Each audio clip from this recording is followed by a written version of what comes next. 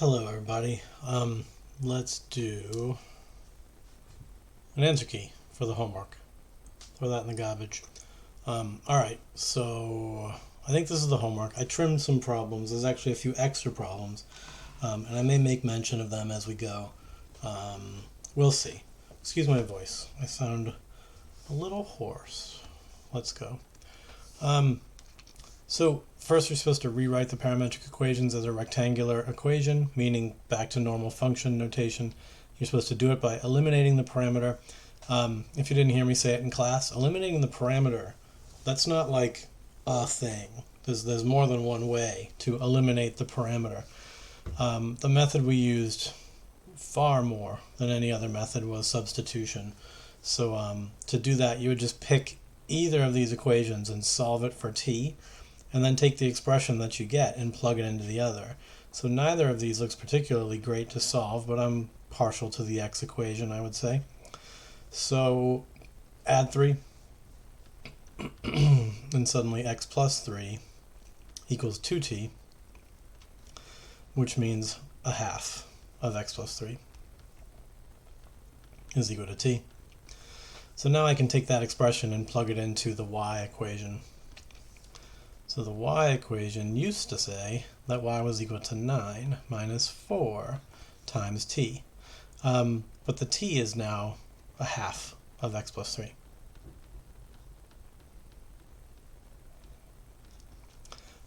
So from here we would clean this up. And before you clean it up, you're sort of at a decision point about what function type this is. Now this thing's just linear. So you know you just want to solve for y and get it into y equals mx plus b form. But by now we've talked about how you could potentially get a quadratic. And maybe it's just sort of a standard quadratic, but maybe it's a quadratic that's more in its conic section form. And then you'd be targeting a different standard form. You could get an ellipse, you could get a hyperbola, you could get a circle. You could get a circle. And all of those have different standard forms. If you happened to get a rational function, an exponential, a logarithmic, they all potentially have different forms you'd want to go toward. So at this moment you would stop and say, well, what have I got here? And this thing, hopefully pretty obviously, is just linear. So we're just gonna try to get it into y equals mx plus b. So I guess I'd be distributing a negative 4. So this will just become negative 2 as a coefficient on an x plus 3. You'll distribute.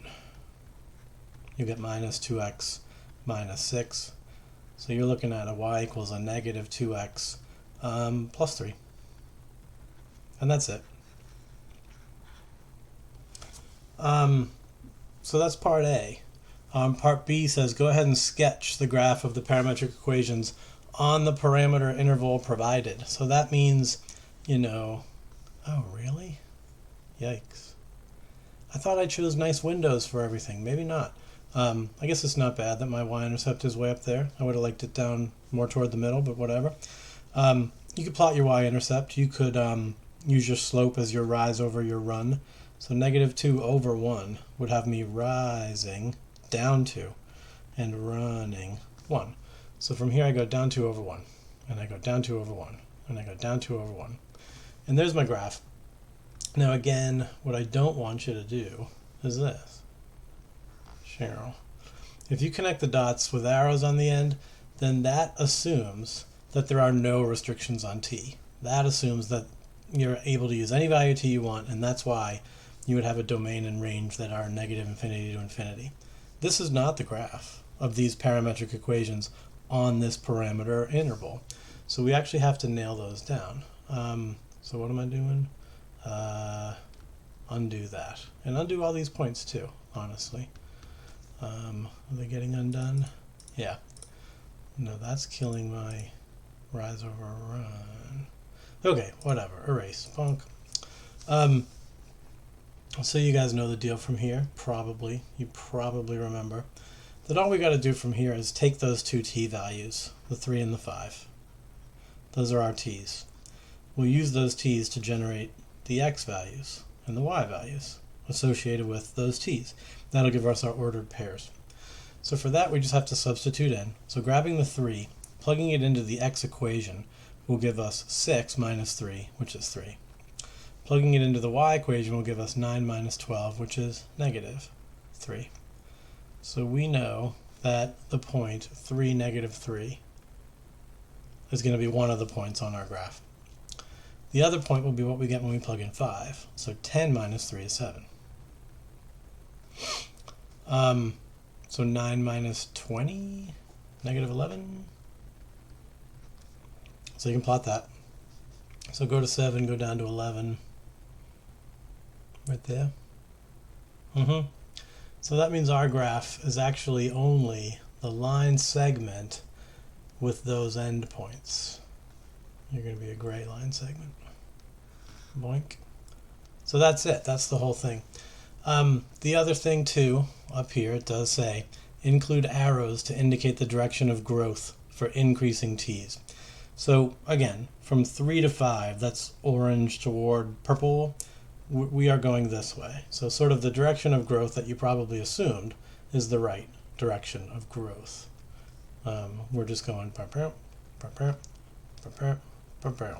we're going in that direction. So there, that's part B tackled. And part C says give the domain and range on the parameter interval. So given this parameter interval, we can see that our domain is that we're only getting x's that live between 3 and 7, inclusive, so hard bracket. And our range seems to run from negative 11 up to negative 3, inclusive. So there you go. There's one homework problem down. Next. Same set of instructions. And same, it's another linear? That's whack. I shouldn't have given you two linears. One linear is plenty. But let's do it. Solve one of these equations. Obviously this one. So t is going to be y minus 2. Take that y minus 2, plug it in for x. Not for x. Plug it in for t in the x equation. That'll be 5 minus 3 times y minus 2. This is another linear, like I said. So clean this up accordingly. You'll get 5 minus 3y plus 6. Sure. Okay. I'm going to actually just subtract x from both sides and add 3y to both sides just to get a positive coefficient on y. So I'll ship my 3y over to there, and I'll ship the x over to here. So the x is now negative. This is a plus 11. And then I want a third of everybody. So y is going to be negative a third of x plus 11 thirds. So there's my rectangular equation that models the same function as the parametrics. What else? Sketch the graph. Okay, sure. Again, we're on a specific parameter interval, so I only want to evaluate negative 1 and 3 and see what I get in between. So on those t's, what x's do I get, what y's do I get? So in orange, plugging in negative 1 will be 5 plus 3, which is called 8. And 2 take away 1 is called 1. So I can plot the point 8, 1. In lavender, let's take the 3, plug it in. 5 minus 9 is called negative 4. Plug in 3 to the y equation. It looks like that's a 5. So negative 4, 5. It's right there. So now you can connect the dots. Grab your little straight line tool. Connect the dots. Yoink. So again, we're not actually getting a line, we just get a line segment. We only get the parts that live between those values. And we are supposed to indicate the direction of growth, which this time is right to left. It grows that away. So I guess that's a good reason to ask a second question about a linear function, is just to show that sometimes the graph will grow left to right, but sometimes it goes right to left. So that's A and B. Part C just wants the domain and range, which should be piece of cake. Your domain, again, just runs between these x values, negative 4 and 8.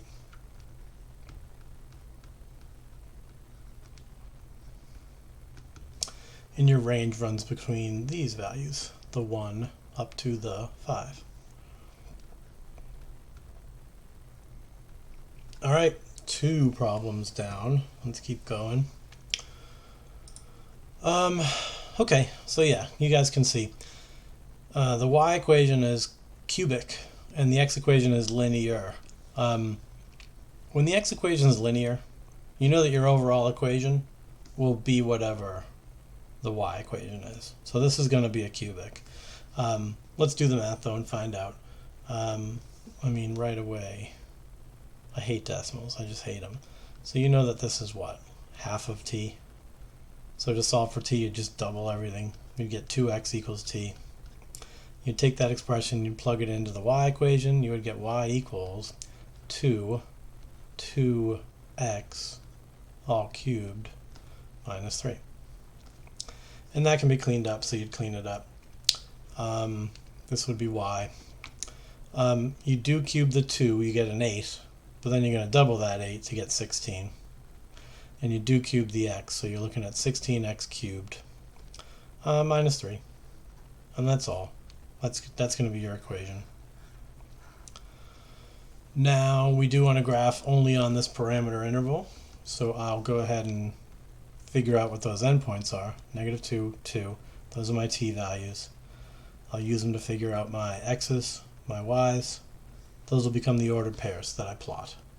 So in orange, plugging in -2 is going to give -1.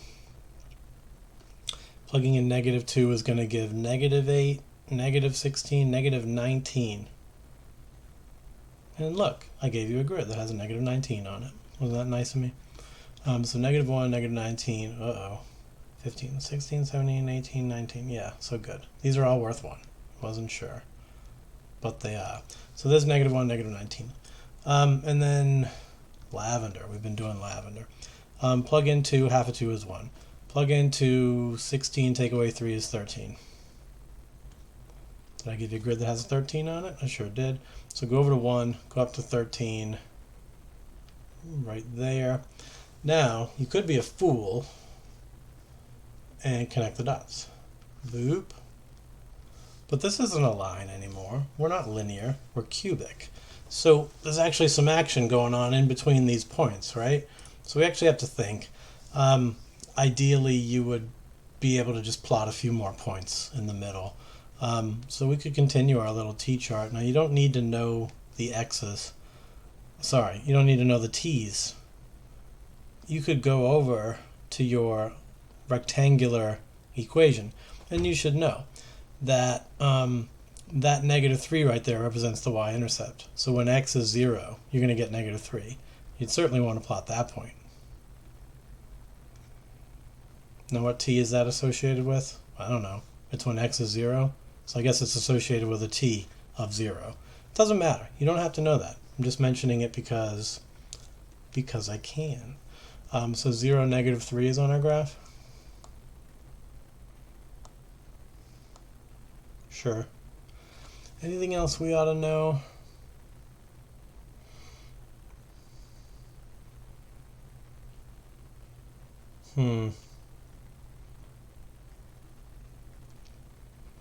I don't think so. There's no other points that are terribly easy to deal with. I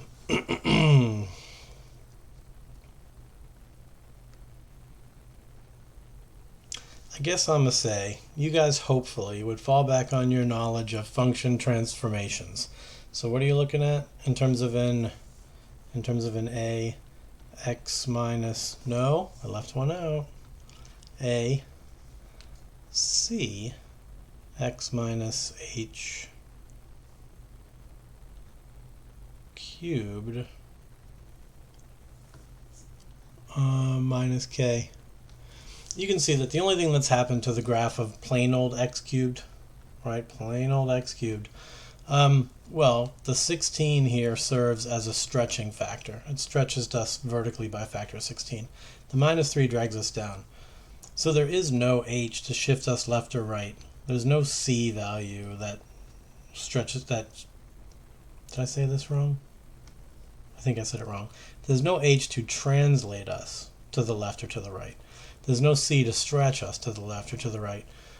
So we know that if x cubed goes like this, zoop, then that point right there, that point that's called the point of inflection, it is that blue point I just plotted. So I think we're safe, just kind of sketching in this gentle curve, coming in, leveling off at the light blue, and then turning and going back up. I would expect you could puzzle through that. Now you, of course, know what else you could do. You could go to your graphing calculator. In your graphing calculator, you'd have to make sure that you're in parametric mode, and you'd hit y equals, and you could type in your parametrics, 0.5t. You could type in 2t cubed, cubed minus 3. You better go to your window.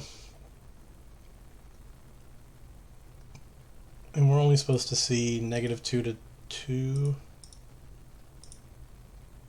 We're going to use a pretty fine t-step. 0.1 is fine. For this, I would just mimic the window that I gave you, right? For x, go from -3 to 4. That's what I'm showing you, so put that in your calculator. -3 to 4. Don't go by 100, go by ones. The y's go down to -20. The y's go up to 15. Scale of 1 seems fine. Now hit graph. And there you go. There's your graph. You can see that what I said is true. We've got that first bend, which is concave down. The point of inflection is on the y-axis. The second bend is concave up. So there, you're seeing it. Now, could you also have done this in function mode? Sure. Go to y equals and type in the function that you found, the 16x cubed minus 3. I'm so used to putting parentheses. I don't need them anymore. 16x cubed minus 3. All right, again, go to your window. I think everything's hunky-dory here. If you hit graph, well, this is going to show that the graph goes on forever and ever. This would not take into consideration our parameter interval, but that's okay, because you guys would know where to start and stop, probably. So that's fine. And now, just for the sake of completeness, what is this? Let me drag that into the flip chart, just to show off, honestly, just to show that I could do that. It's pretty cool, right? We also could go to Desmos, and I don't know if you guys remember how to do Desmos, but to type equations into Desmos as parametrics, you have to enter the 2t equations like they're the coordinates of an ordered pair, remember, okay? So what were they? I forget. 0.5t. So go back here.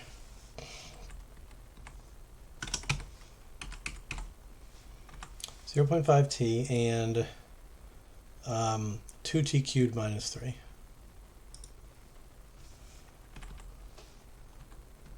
And you can just hit up arrow 3. It'll work. 2t cubed minus. Geez, in explaining that I forgot what I needed. Minus 3. I need to get some ginkgo biloba.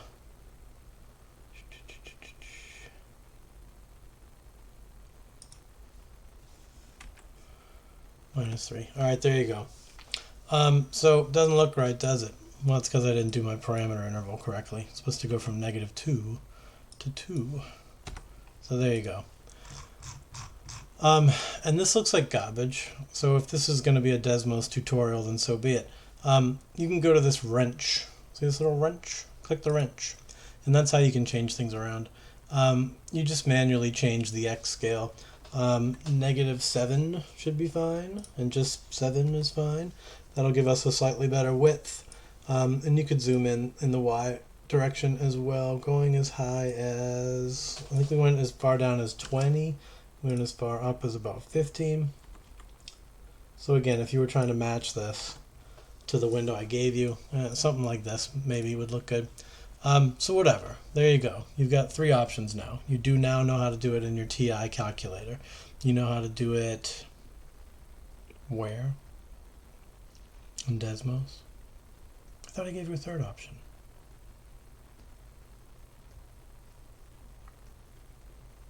I don't know. Maybe I'm being crazy. All right. Anyway, back to work. Oh, I showed you two ways to do it in the calculator. Right. You could do it in the calculator in parametric mode. You could do it in the calculator in function mode, or you could do it in Desmos. Okay, whatever. I don't care. I'm moving on. Are we done? No, we didn't do the direction of growth thing. Again, for the direction of growth, I've been color coding. So we're going from orange to purple. If we're going from orange to purple, then clearly our direction of growth is left to right, up, up, up. Yeah, if you can't color code because all you've got is a pencil, then label the t values. The orange point was a t of -2. The purple point was a t of +2. So clearly, to go from -2 to 2, our direction of motion is left to right, meaning the graph is going up, up, up. Okay, so we did that. Giving the domain and range, well, okay, come on. You just do it. -1 to 1. Range. -19 to 13. Done. All right, moving on. Click. For 22, you can see that equation y is a rational function. You can see that x is linear, and like I said, when x is linear, your overall function is going to be whatever the y equation was. So this thing's going to end up being rational. And we're going to follow the same old steps. We're going to pick the simpler equation. In my mind, that's x. We're going to subtract 2. So x minus 2 is equal to t. Then you'll take that expression, plug it in, and we're going to be done pretty much instantly. We're going to get y equals 4 over x minus 2. That's it. That's our rectangular equation. Now looking at it, we said in class that the vertical asymptote is going to be at x equals whatever value makes the denominator 0. So 2. You could start plotting that right now. You're also going to have a horizontal asymptote, and I reviewed the rules for horizontal asymptotes in class. But if you forget, we said that when the denominator had the greater degree, where the degree is the highest power on x, here the denominator has degree 1. The numerator, since there is no x, has degree 0. So for sure we have our greater degree in the denominator. That means our horizontal asymptote is automatically y equals 0. And to refresh your memory, for a different function, if you had y equals 6x minus 4 over 2, I hate 4s on this program.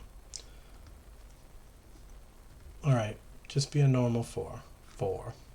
All over 3x plus 1. These degrees are equal, so your horizontal asymptote would be y equals, and then you just divide the leading coefficients. Leading doesn't mean they come first, by the way. Leading means they're the coefficients of x. So if I wanted to get cute, I could make the denominator 1 plus 3x. Just to see who would tell me that the horizontal asymptote is at 6. It wouldn't be at 6. It would be 6 over 3, because the leading coefficients are 6 and 3.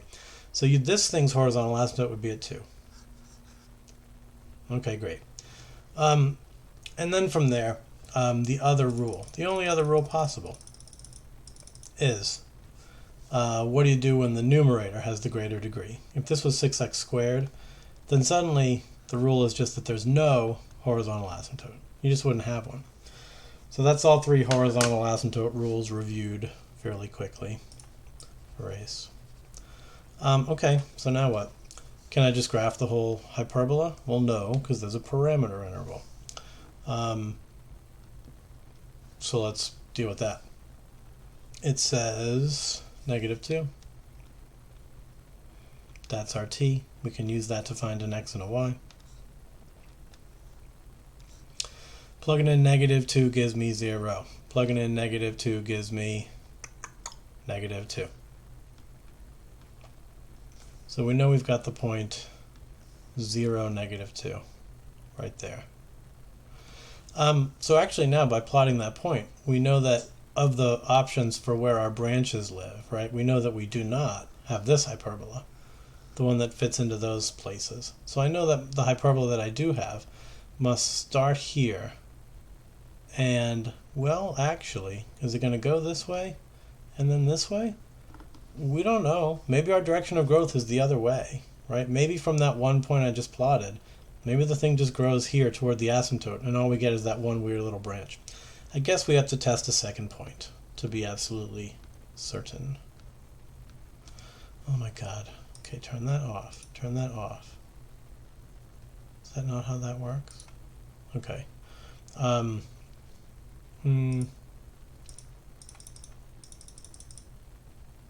That's not doing anything. That's a bummer. Okay, I gotta get rid of these. What on earth? Alright, they must be these. You, get deleted. What were you? You, get deleted. You, get deleted. Alright, we did it. So maybe plot one more point. Let's just let t be 0. That seems easy enough. If t is 0, we get 2. If t is 0, we get... oh, crap. We get our asymptote. Which maybe that's fine, because then we still at least know that we are growing left to right. So we can just fake the rest of our branches. So we know from here we would have been asymptotic, we'd have hit here, then we would have continued down, down, down, down, down. Then our graph would have picked up again up here, been asymptotic all the way out to infinity. And we know it would go to infinity because the other end of our parameter interval literally was infinity. And as we go to infinity, I don't know what x would be. X would be infinity, and our y value would be approaching 0. Whatever, that's not real. But that's our graph. So I'm done. Include arrows? Fine, I'll include arrows. One arrow is fine. You guys can tell it's going down. And then one arrow is probably fine. Maybe two. I've been drawing way more arrows than you really need to. Just a few, as long as it's obvious, is fine. So I did it. Now I give the domain and range. That seems fine. Let's do it. Our domain will semi-obviously be starting at 0, but there'll be a gap at 2. So you'd say 0 to 2, not including that. Then you do a union with the next interval that starts at 2 but doesn't include 2 and goes to infinity. Now you could do that, or you could say 0 to infinity and then pluck out the 2. Either one of these notations would be fine by me. Now we do our range. You can see that your range is pretty much everything, but there is a gap here, right? We go from negative infinity up to negative 2. And negative 2 is included, so hard bracket. Then the graph doesn't pick up again until just above our asymptote. So we can take 0 as the minimum value of this next interval, and 0 would not be included because we're asymptotic, and then that would run to infinity. So you could give your answer like that. That would be my preference. Or you could, of course, say negative infinity up to infinity, which I guess is our real numbers. So just say our real numbers. Oh no, I pushed the button. So our real numbers minus the set of stuff between here and here. Now notice, if negative 2 is supposed to be included, then do not include negative 2 in the set of stuff that you're taking away. And if 0 is supposed to be not included, then do include it in the set of stuff that you're taking away. I don't mean to blow anybody's mind with that, but obviously this is supposed to be in my set. So this has to be a soft bracket, or else you're going to take it out of your set. Blah, blah, blah. No one cares. If I were you, I don't know, probably stick to the first option that I gave you. The first option in both cases here was probably the easier way to go. Anyway, there you go. That's another problem. It's only been a half an hour. Doing pretty good. Next. Bonk. Finally, we get to the one I really want to go over. This one we know is going to be a circle from the examples that we saw in class. And this is going to be different. We're not going to do this one by substitution. We're actually going to take the x equation. We want to make sure that this 3 gets booted to the other side because we're going to square. And if I were to square right now, wouldn't I end up with an x squared equals, then this thing's a binomial. So you'd end up with 4 sine squared t. And I don't, this is bothering me. Minus 6 sine t, and then minus a second 6 sine t, so minus 12 sine t, and then plus 9. I don't like it. I got another sine term in the middle now. The whole point was I wanted to eliminate my sine terms, and instead I just made a new one. That's not going to cut it. We don't want to be squaring a binomial that involves sine. You want to boot that 3 to the other side, which means you'll be looking at an x plus 3. That equals 2 sine of t. And it's driving me completely crazy that when I write, this cursor is turning into an arrow. So I need to address that right now, because I'll go nuts if I have to keep going. So what if I just went to a different window for a second? I wonder what 7 plus 7 is. Still 14? Yeah, okay, good. Now if I come back, right, is that enough to fix you? Erase, erase. Hello. No. Alright, so let me pause the recording and do something about this because I hate it.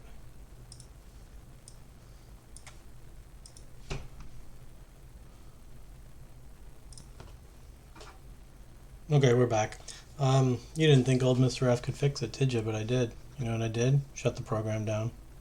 Then I opened it up again. So now we're back in business. Speaking of business, what are we doing? I believe that we're going to do the exact same thing to our y equation. We want to subtract 4. So now we got y minus 4 equals 2 cosine t. This is a wonderful time now to go ahead and square both sides. So square that. I'll square this. I'll square this. I'll square that. And that's going to generate an x plus 3 squared. Don't expand this. Leave it in its factored form. Set that equal to 4 sine squared t. This one too. Don't square that.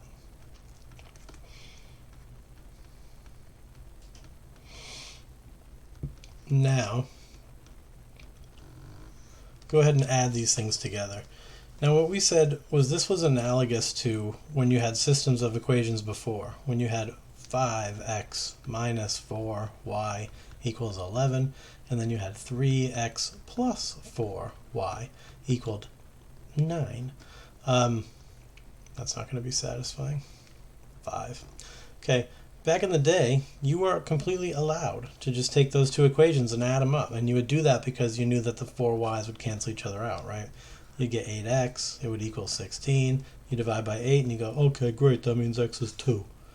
So don't tell me that it feels weird that I'm taking these two equations and adding them together. You've been doing that. You were fine with it before, so be fine with it now. So I'm going to take these, I'm going to erase all this. That's garbage. That was an aside. Alright, so now I'm going to add these together, and I'll be looking at an x plus 3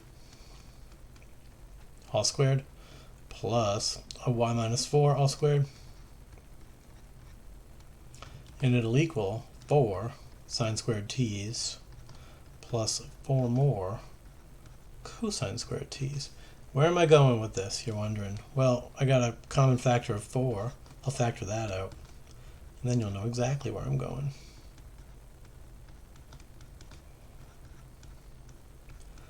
Guess what? You remember what sine squared t plus cosine squared t is, right? Same thing sine squared x plus cosine squared x was. Same thing cosine squared theta plus sine squared theta was. That's the Pythagorean identity. You know it equals 1. So this whole side is now 4 times 1, which is 4. So we just got rid of t. Right? Not by substitution, but by exploiting the Pythagorean identity. We got the t's to go away.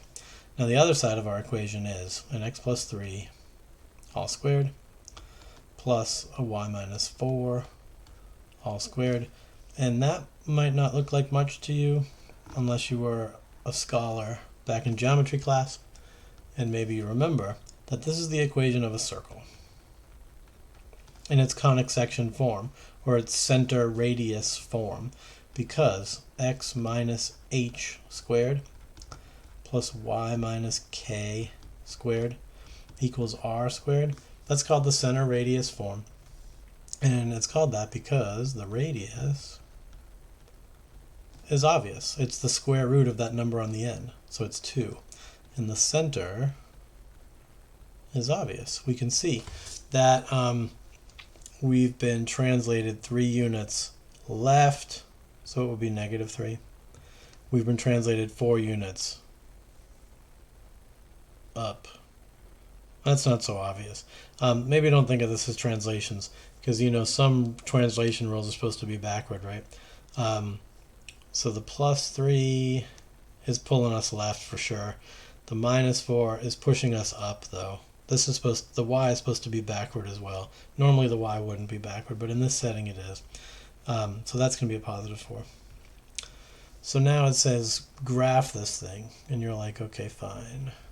So you go to -3, 4. That's your center. You've got a radius of 2. So that means this would be on your circle, this would be on your circle, this would be on your circle, and this would be on your circle. So before you overzealously draw me a whole entire circle, you might want to notice, oops, we've got a parameter interval. So you kind of have to think this one through. It's a little harder now. I suppose it's not. You know what? It's not. Let's just do it the same way we've been doing it. Let's take our t values, 0 and 3π/2. And let's run them into our parametric equations and get the ordered pairs for x and y. I don't see why we couldn't. So plugging in 0. What's the sign of 0? Well, remember your unit circle. The sign of 0 is the y value, so it's 0. 2 times 0 is 0. -3 means x is -3. Now plug 0 in over here. Well, the cosine of 0 would be 1. So 2 times 1 is 2, plus 4 is 6. So that means we're plotting the point -3, 6. So that's the point that would represent the tippity top of our circle. Notice it's 2 units above our center. So that's the first point, the point assigned to a time of 0. So the question is, though, from here, how do I rotate? Are we going to rotate clockwise as if this was a heading, or are we going to go the other way? It kind of depends on how the functions are defined. So there's nothing to it but to plot a second point and figure it out. I mean, there is more to it. Do I dare mention? I'm going to mention it. Hey, you know what you could do? You could think about the graph of this function. How does that x equation behave? It's a sine function. You should know exactly what it looks like. It's been dragged down 3. Its midline is down here at -3. And someone messed with its amplitude. It now grows by a factor of 2. But don't sine functions start on their midline? This guy's going to grow up and down and up and down. So how are our x values behaving? Well, we can see that they increase at first. So increasing x's should go left, shouldn't they? Oh my god, sorry. Right. They should go right, okay? So I know that because this graph is increasing at first, then at least on this interval, our x's will be increasing. So I don't need to really futz around with this necessarily. I know that, I am going to rotate this way. And I'll rotate down to this point. And then suddenly I'm going to go left. My x's are going to start to decrease again. Why? Because the x equation is a sinusoid. I can see my x's start to go back down, right? So that means my circle is going to pull back in to this point here that's under the center. And then my, actually I should have put the point here because that's the point assigned there. Then I'm going to keep decreasing until my points fall here. And then this branch indicates the x is getting bigger, bigger, bigger again until you come back around all the way. That would be a full circle. We don't have a full circle though. We're only going to 3π/2. So 3π/2, of course, would be right here. So if we're only graphing those points, then we're going to increase, decrease, decrease, and then stop. So our x's increase, decrease, decrease, and then stop right there. We should only see 3/4 of this circle. This point here is the one associated with a time or a t a parameter of 3 pi over 2. This point here is the point associated with a t of 0.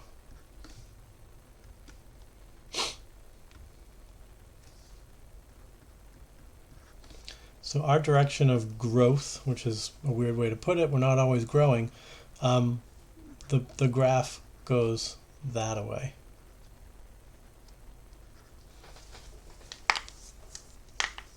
Okay, I hope that wasn't too bad for you. Am I even done? Sketch the graph, include arrows. I did.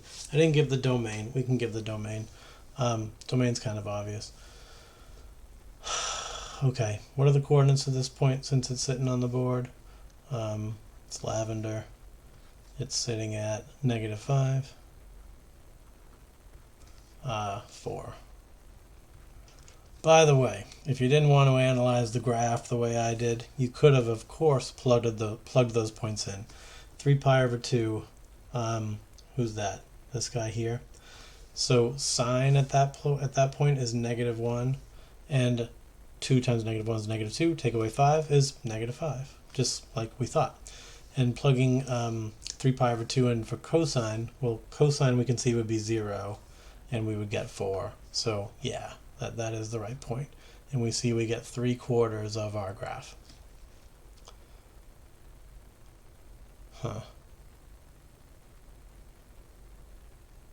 I've got more to say. I'm going to say it, and I hope you guys are with me.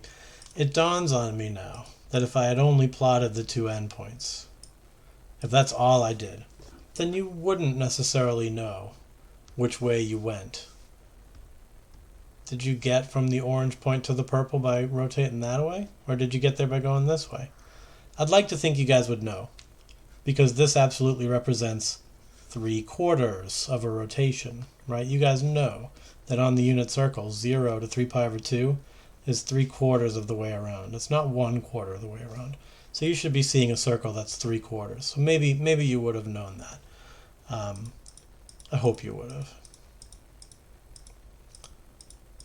So there, I'm back. All right, am I done? No, still have to do my domain and range, which is easily the easiest part of this whole process. So I'll just do it.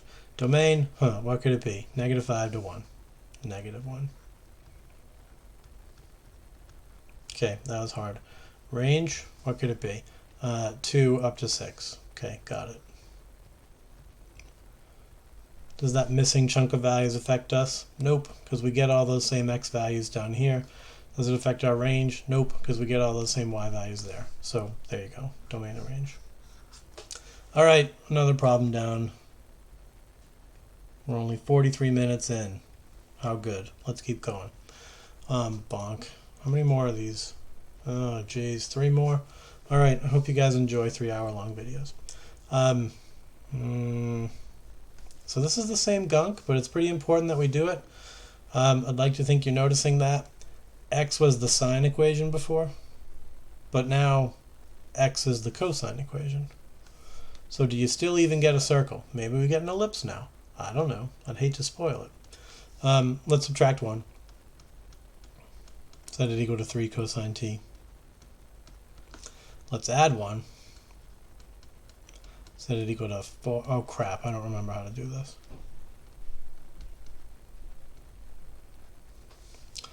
Alright, well hey, guess what? Remember when I said it might be an ellipse? Yeah, it's one of them ellipses. And I might have to pause and try to remember how to do this. What do I do now? Can I just go ahead and square both sides? I don't think so. I think we got to boot those 3's and 4's to the other side. They'll end up as coefficients, and that's fine. That feels right to me. Let's do that. So I'd be multiplying this first equation by a third. So let's go 1/3 x minus 1 equals cosine t. If these coefficients matched, then I wouldn't worry about booting them to the other side. You guys know that, because we didn't boot them to the other side here, because they matched. They were the same. So I knew I was going to get a circle, because the coefficients were the same. So I knew my left and right distance from the center would be the same as my up and down distance from the center. But now, thinking ahead, with a 3 and a 4, that seems to imply that maybe vertically we grow faster. So I'm going to be a little bit taller vertically, more so than I am horizontally. So I believe, and I might be wrong, because I haven't done, I think I'm going to get an ellipse like that, that's sort of vertically oriented. Or of these two lines here, if you really remember your geometry, you remember that long boy is called the major axis, and the short one is the minor axis. So you would describe this to me as an ellipse whose major axis is vertical. Or you could just say it's taller than it is wide, but that sounds lame. All right, deal with that 4. You're going to get a 1/4. Y plus 1 equals sine t. All right, that's definitely what we want to do. Now go ahead and square everything. Square. When you square, that 1/3 is getting squared too. Square this whole thing. Square this. Square that 1/4. Square this. So it looks to me like I got now a 1/9. By the way, can I skip some steps? Y'all know we're going to add these together now, right? So you're going to end up with 1/9 as a coefficient on x minus 1 squared. You're going to be adding to that 1/4 as a coefficient on y plus 1. And guess what that's going to equal? Sine squared plus cosine squared.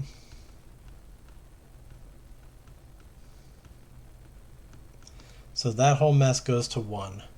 And we, ladies and gentlemen, are looking at the equation of an ellipse, like I said. Oh, and am I wrong? No, I'm just a dumb idiot. 4 squared is not 4. 4 squared is 16. Erase. 16. So you would want to rewrite those things as denominators. This would be an x minus 1 all squared over 9 plus y plus 1 all squared over 16, and it equals 1. So that's the standard form of an ellipse that I gave you in class the other day. You are hopefully remembering that I said the center will be the same h and k from the circle that we just did. So it'll be positive 1, negative 1. So we can plot that.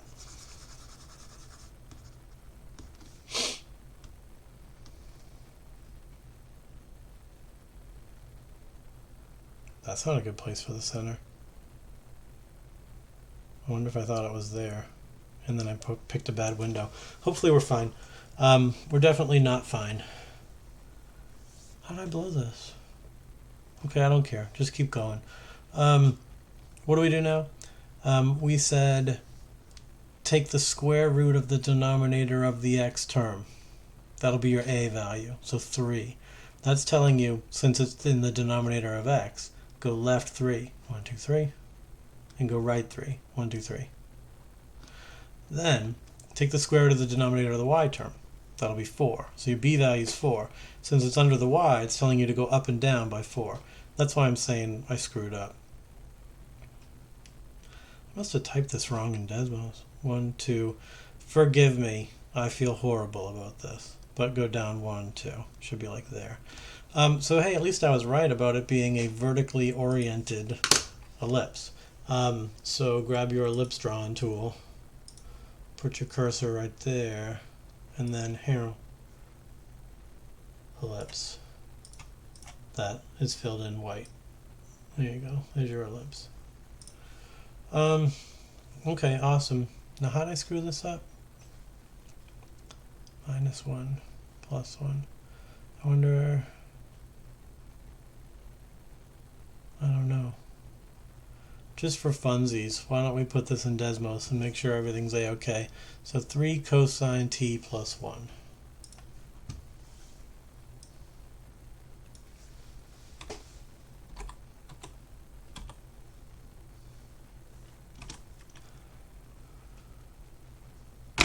And the other one, 4 sine t minus 1.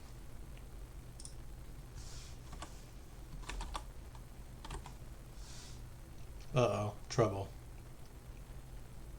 so it isn't right? I'm wrong? I don't like that. Not one bit. What could I have done wrong?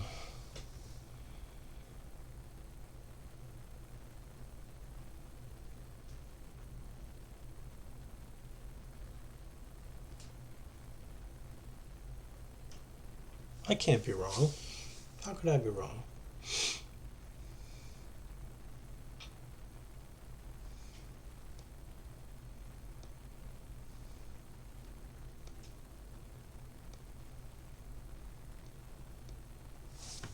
Why don't I pause the video while I think? Well, this is embarrassing. So I'm a big dumb dummy. Now that I made my grid actually go by ones, it's just my scale. Instead of little squares, I've got big giant rectangles.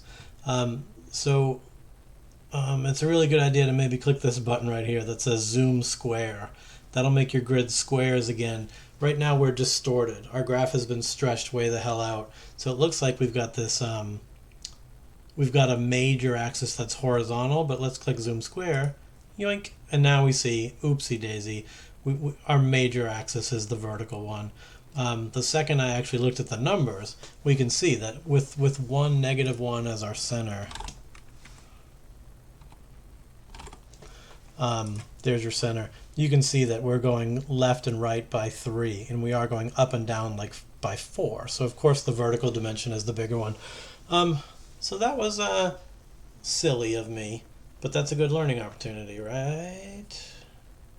You guys would have figured that out, wouldn't you? Wouldn't you have? All right, I might have to go over that tomorrow in class. That's seems kind of a big deal. Let's go back. I'm proud of myself. Look at what a great job I did. You know, not on the window or nothing, but whatever. All right. Hey, guess what? I graphed more than I should have? No. You were not given a parameter interval. I think that's just my bad. I forget what Ms. Butler wanted to give. I think she wanted to give 0 to pi probably, so only half of the ellipse would be seen. Now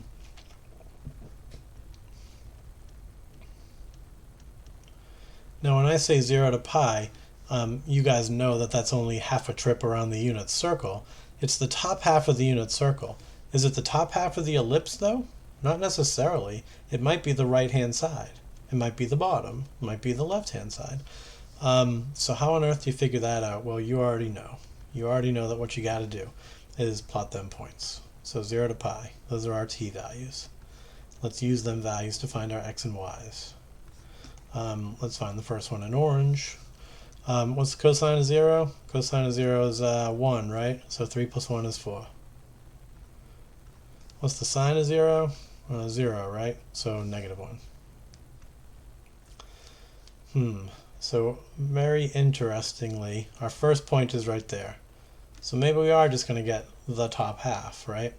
But maybe we're going to get the bottom. You don't know. Better check what happens at pi. So plugging in pi, which is supposed to be lavender. At pi, cosine is going to be -1, -3, +1, -2.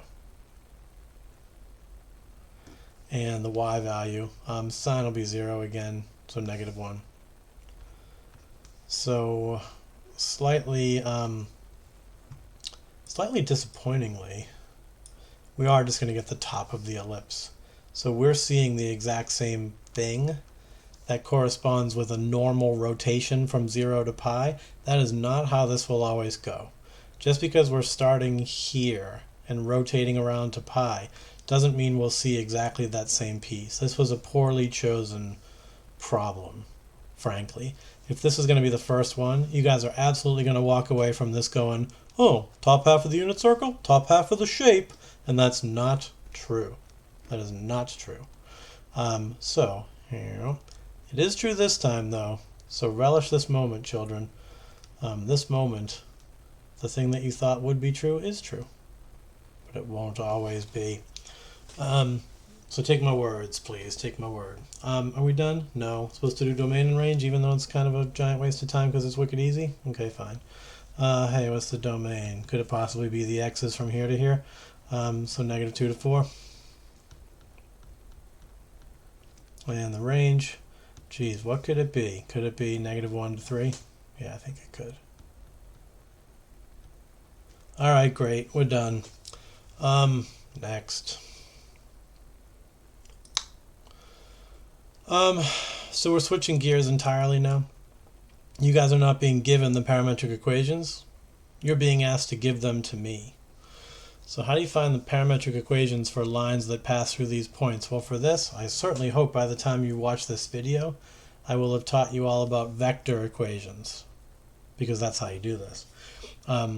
We said if you went ahead and defined these points as like A and B, then you pick just one of those points, and I don't even care which.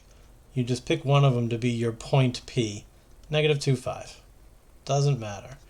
Then you also want to find the vector AB. That's our direction vector. And of course that's going to be, from -2 to 4 is a gain of 6. From 5 to 2 is a loss of 3. There, that's my direction vector. And I guess I forgot. We're supposed to be representing everything as a vector, just for a minute. So let's call this vector P, meaning it just points at one of these points. So -2, 5. And then the idea was, once you guys have all that, your vector equation is going to be the equation where xy, that's like your variable, it's like your y equals, is going to equal vector P, plus vector AB, times your parameter value t. That's it. So I guess that means for our equation that all of our points xy can be modeled by -2, 5 plus 6, -3 t. All right, but hold up. If I was going to actually add these things, wouldn't you just do the -2 and then add to it? This is scalar multiplication, so this is like 6t, -3t. So -2 plus 6t. Wouldn't that give you the x-coordinate of your point? Oops, I made the x-coordinate of my parametrics equations. Right, there's my x equation. Oops, didn't mean to, but I did it. There it is. Huh. Now wait, what if I was adding these? Wouldn't it just be the vertical component plus the vertical component times t? So like 5 minus 3 times t. And wouldn't that equal y? Oops. Oops, I did it. Oops. There's my parameterization of this line. So from the vector equation, you can very quickly just make a parameterization. So there. That's how I do it, at least. Here we're supposed to do it again. Now here it did say the line. So to get the whole line, should we place any restrictions on t? No, we should not. We should let t vary from -infinity all the way to infinity. Now here it says line segment. That actually starts and stops at these values. So for this problem, we'll have to actually write our parameterization and then also come up with values of t that start us and stop us. So let's do the thing. We just pick one of the points, I don't care which. Damn it to hell.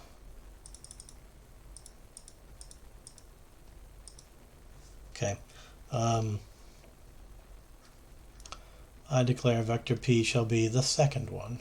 No, I can't do it. Not when there's such a juicy point with two small positives. We're going to use that. So 3, 4. All right, now you write a vector.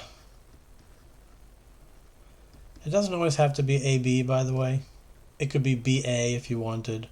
It could even be BA doubled. It can be any vector. The vector just has to be parallel to the line that connects these things. So if you had a point and then the other point, you don't have to use the vector that literally points from one to the other. You could use a vector that is half as long if you wanted to. You could use a vector that points the wrong way and is twice as long. You just have to be parallel. So you know what you could do? You could use a unit vector. Remember unit vectors? You do, right? The unit vector might work nicely. We're not going to do any of that because who gives a damn? If we have a vector that works, let's stick with it. Why don't we just always do vector AB? It'll always work, so just always use it. So vector AB is going to go grow by 3. And then it's going to go decrease by 7. So there you go. Can we skip the vector equation bit now that you guys kind of know the deal? Aren't we just going to say my x equation is going to be the x coordinate of one of my points plus the x component of my direction vector times t. There you go. And the y equation is going to be the y coordinate of one of my points plus the y component times t. So it'll actually be minus 7t. But there you go. These answers are not unique. Somebody else might have a different answer from you. One way they might is like I just explained. What if somebody was treating this as their point B and this as their point A? Then they're going to get the opposite. They're going to go -3, +7. They're going to have a minus here and a plus here. They would not be wrong. They'd still be right. It's just a different parameterization. Somebody else might double this, might chop it into thirds, who knows what. But this answer is not unique. What is unique, though, is once you've got your equations written, your t values are going to depend on those equations. So what value of t is going to give me the 0.34? Well, kind of obviously it's 0. You'd have to let t be 0. Cancel that, cancel, you'd get the 0.34. So the way I'm doing this, if you're trying to actually have an endpoint at 3,4, you're going to let t be 0. Pretty much every time, if you're doing it the way I'm talking about. If you're getting cute with your direction vector, then it'll be different. But we're going to have one of ours at 0. Now for the other one, you just solve for t. You go, okay, I want x to be 6. So 3 plus 3t, take away 3 plus, no, jeepers, 3t, divide, t equal 1. Okay, 1. And actually, if you guys had any idea how vector equations work, that would be super obvious. Because how many of these vectors would map us from A to B? Well, one vector would map us there. Remember, we're using the vector that is literally designed to take us from this point to this point. So if the meaning of t over here is how many vectors will map me from point A onto point B, of course it's 1. So if you do exactly as I've instructed, then these two endpoints will always be assigned to 0 for the one you picked to start and 1 for the one you picked to finish on. So there. You have to give those as part of your answer. Failure to give the parameter interval means that you wrote the parameterization of an entire line. And we said we wanted a line segment, so you have to give that. Okay, moving on. Click. So here's another one. It says, how about the line segment that has endpoints here and here? We're going to do the same exact thing. We're going to let our point be the 5, 2. Who cares? We're going to let our vector AB, assuming that's A and that's B, then we have gone down by 7. We have gone down by 6. So our parameterization would be that the x coordinate is the x coordinate 5 minus 7 times t. The y is the 2 minus 60. And I'm done. There's your parameterization. Now, I think I told you that you can just rest assured that this is going to be 0 to 1. Double checking it though, plugging in 0, do you get 5? Yep. Plugging in 0, do you get 2? Yep. So 0 really does map us onto A, t equals 0. Plugging in 1, 5 minus 7 is, yep, -2. Plugging in 1, yep, When t is 1, we really do get point B, so we're done. Easy peasy. And suddenly now they want a circle model that has a center and a blah, blah, blah, blah, blah, blah. For this, you kind of got to just go back to the question about a circle. And hopefully it's quite clear to you that you're always going to get a circle when one of your parametric equations is sine of t and the other one is cosine t. you might have noticed that we got a radius of 2. That's because the coefficient was 2. If this coefficient was 4, then we'd get a radius of 4. You might notice that we're centered at -3, 4. That's because someone took 3 away from our x equation. That pulled us 3 left. And we went up to 4 because someone added 4 to our y equation. So the coefficients are giving you your radius. These things on the end are translations, left or right, when they're attached to the x equation, up and down when they're attached to the y equation. So armed with that knowledge, it seems to me that my parametric equations are going to want to be x equals y equals. Literally doesn't matter whether I put sine here and cosine here or the reverse of that. Doesn't matter. If you would like a radius of 3, then both of these guys need coefficients of 3. If you'd like to be living at 5, then you better push your x equation to the right by 5. You want to go up to 2, you better add 2. And I'm done. Okay, I'm done. That's it. What did you say? You're not convinced? Oh, okay. Why don't we go to Desmos then and graph those and see if we actually get the circle described. So 3 sine t plus 5. Go to Desmos.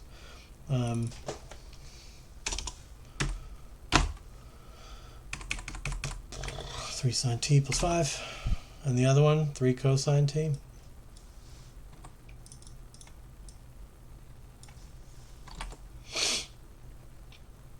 Plus 4. Is that what they wanted? Plus 4? No, plus 2. Dum-dum. Hey, look at that. Am I in the right place? Am I right 5 and up 2? Yeah. Is my radius 3? Yeah. What did you say? You want a different radius? Okay. If you wanted a radius of 5, make this 5. And the circle grows. Now you got a radius of 5. So C, I didn't lie. 3. 3. So what might be slightly interesting is if we limited this, if we just went from 0 to pi. And you'll notice, oh, weird. Mr. F was telling the truth when he said 0 to pi will not always be the top half. We're getting the right-hand side this time because sine is in the x position. If I change this one to cosine and this one back to sine, then now we're back to getting that top half. It's that direction of growth. The way the function is defined right now, we do start at this point at 0, and we rotate around to this point at pi. But defined the other way, with sine in the x equation and cosine in the y equation, things get kind of reversed, okay? Suddenly we start up here. Up there, right? Yes. We start up there. And our direction of growth is to come down and around like that. So there. Moving on. There's one more question. And it's the same. It's the same crap. They want a circle with center at blah, blah, and blah, blah. So you know what you're doing. You're going to go x equals y equals. You're going to need one of these to be sine, the other one to be cosine. Literally doesn't matter which. You want a radius of 2? You need a coefficient of 2.